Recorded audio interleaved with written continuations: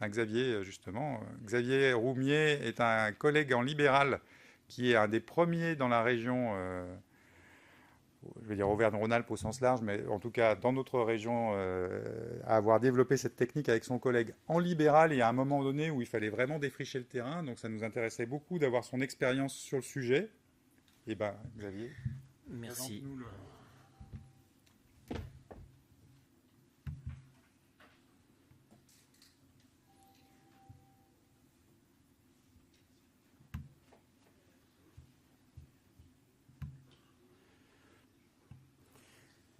Donc, en effet, je m'appelle Xavier Roumier, j'exerce dans une petite clinique à Bourg-de-Péage, à côté de Romans, dans la Drôme.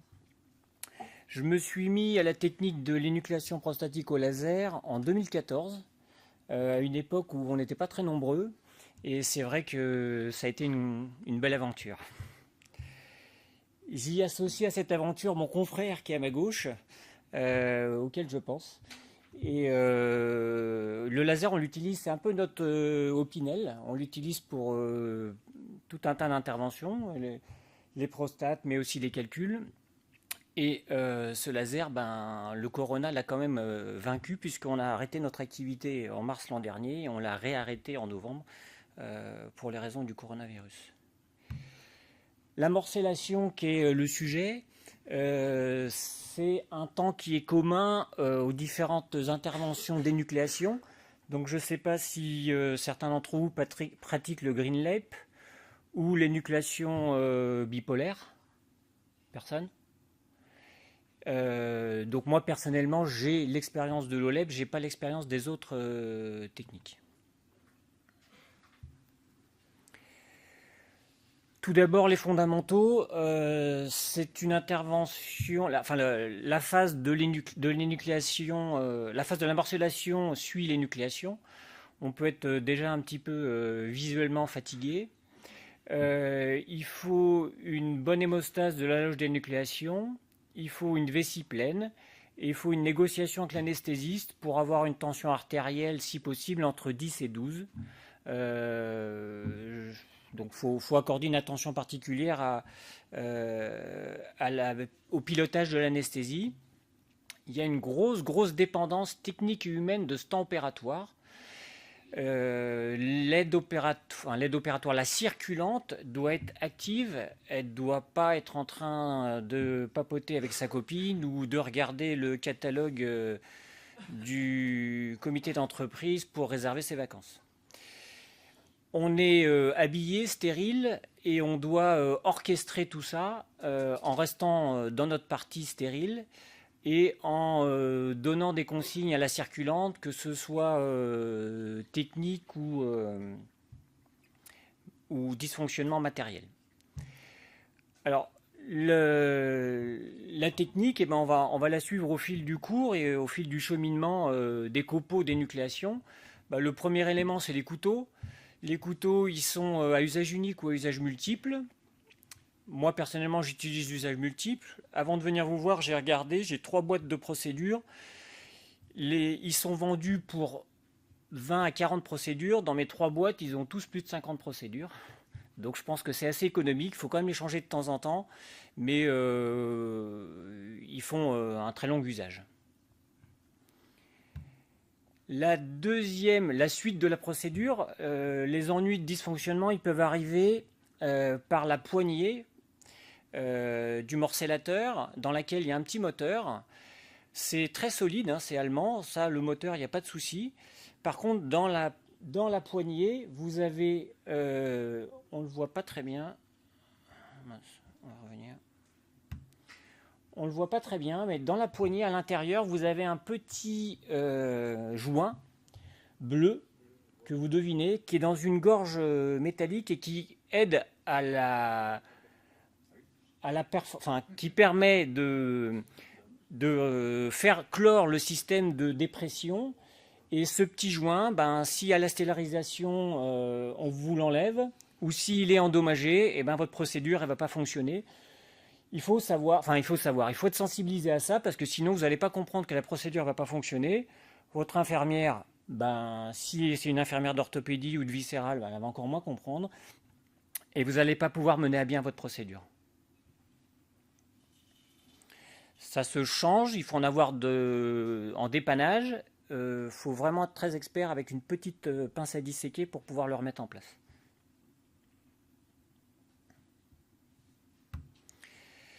La suite de la procédure, eh ben, les copeaux ils cheminent dans un tuyau d'irrigation.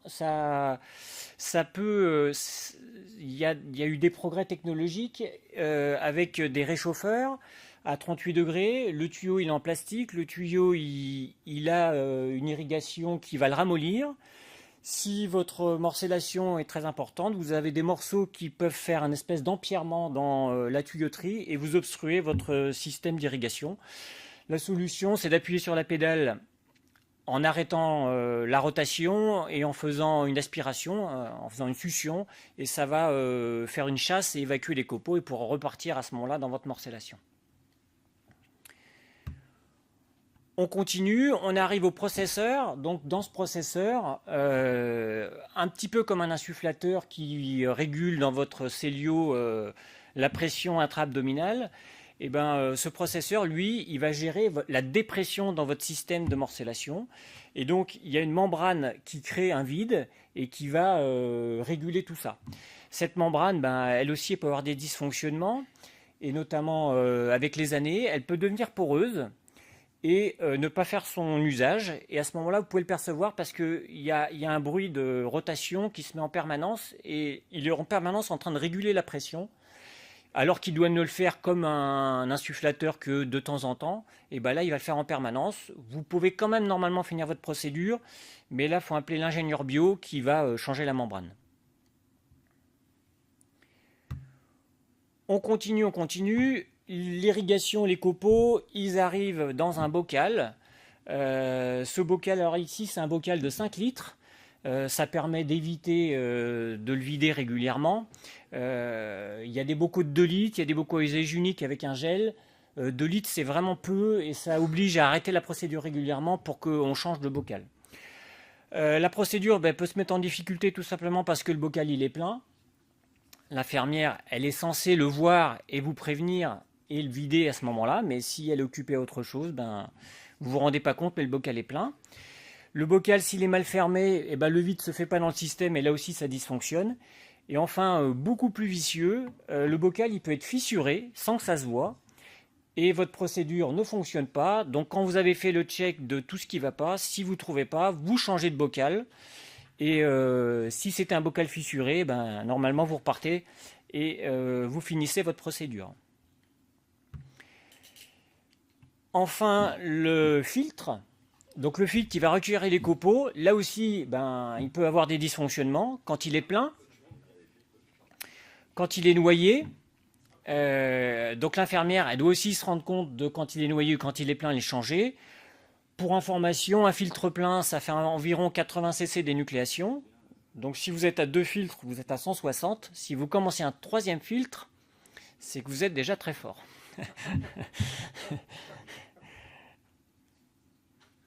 Et enfin, j'espère que toutes ces informations vous permettront de mener à bien toutes vos procédures, d'avoir du temps libre pour aller à d'autres activités. Et moi, personnellement, je prends mon vélo et je cherche les sommets. Je vous remercie. Est-ce qu'il y a des questions dans l'assistance? Non. Personne fait du green lep ou de l'énucléation bipolaire? Oui. Par l'énucléation bipolaire, et en fait, après avoir énucléé, c'est en attendant d'avoir le LEP.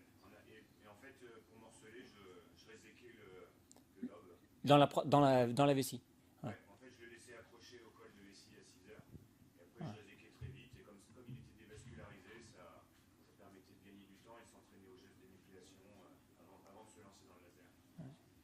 Alors, il y a deux, trois petites choses dont je n'ai pas parlé. Alors, les pionniers, en effet, il y a eu un temps où on avait l'OLEP, mais on n'avait pas le matériel de morcellation. Et alors, il y avait cette solution, ou alors de ne faire que des parties de morcellation, enfin des parties d'énucléation et de revenir après pour pouvoir retirer les copeaux. Donc ça, c'était pas très très bien. Et puis je vous ai pas parlé des complications. Personnellement, j'en ai pas. À part quelques abrasions de muqueuse parce que l'infirmière n'a pas vu que la poche d'irrigation était vide. Et pourtant, je dois avoir dépassé les 800 procédures. Donc c'est un temps qui est stressant, qui est pas très plaisant, qui est pas très ludique, mais c'est finalement un temps qui est pas dangereux. Ouais.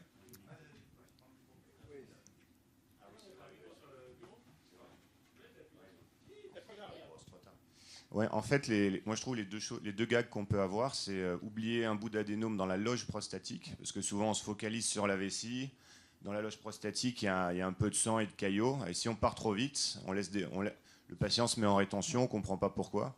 Et même à l'échographie, ça ne se voit pas, parce que le lobe est dans la loge, enfin le résidu de lobe est dans la loge prostatique, ce qu'on ne voit pas à l'échographie. Donc il faut faire une cystoscopie et se rendre compte que si le patient se met en tension, il vaut mieux faire une cystoscopie qu'une échographie. Et l'autre truc chiant aussi, c'est certains petits bouts qu'on finit par polir, c'est-à-dire il y a des adénomes qui ont bien une forme sphérique, puis il y en a qui ont plus une forme de grappe de raisin. Donc des fois, il y a un petit bout d'adénome bien rond. En fait, il ne peut plus offrir de prise au morcellateur. La perle. Voilà, la perle. Et bon, en fait, il faut avoir une pince tripode pour pouvoir l'attraper à la fin. Et globalement, ce qui fait jusqu'à 1,5 cm, on peut le sortir par l'urètre. Alors, petite astuce pour la perle, en fait, dans le processeur, il permet aussi de faire varier la rotation des ciseaux, des couteaux. Et en fait, quand il y a une perle, en réduisant ta rotation, tu l'aspires mieux, tu le gardes mieux en ventouse et tu le morcelles plus facilement. Réduire la vitesse de rotation. Et puis, quand la morcellation est un peu compliquée ou qu'on n'y voit pas très très bien, moi, quand j'ai fini ma procédure, je repasse avec mon résécteur armé de mon anse, armé de ma fibre, et je regarde à nouveau ma loge et ma vessie pour vérifier que j'ai rien oublié. Juste une remarque sur ce que tu disais tout à l'heure. Je pense qu'il faut faire attention au message qu'on transmet aux plus jeunes. Très clairement, moi, je suis un jeune en formation sur le LEP. J'ai la chance d'avoir un gourou qui s'appelle Hakim Fassiferi et à qui il est arrivé de faire des plaies de la vessie à son tout début d'expérience. Et très clairement, je crois que c'est une intervention où le morcellateur, c'est une arme dangereuse. Donc ça t'est jamais arrivé, Dieu merci, et j'espère que ça continuera longtemps. Mais il semblerait, au vu du stress qu'il a à chaque fois que je prends le morcellateur, que ce soit quand même pas un instrument à manier avec trop peu de précautions ou d'impatience. Donc voilà, faut faire attention à ça. Ça a été décrit, il y a eu des briquaires après OLEP quand même, donc on peut avoir des soucis. Et voilà, je pense qu'il faut faire attention à des trucs comme ça. C'est arrivé récemment à Hakim, justement, d'avoir un très gros adénome, parce qu'on parle de plusieurs centaines de grammes, on va dire, où il avait un adénome trop dur pour pouvoir le morceler.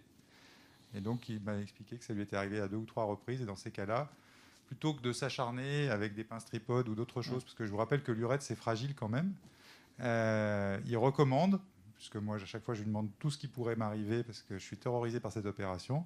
Et il dit, en fait, il faut le laisser flotter dans la vessie et puis revenir quelques temps après. Et à ce moment-là, on peut de nouveau le remorceler.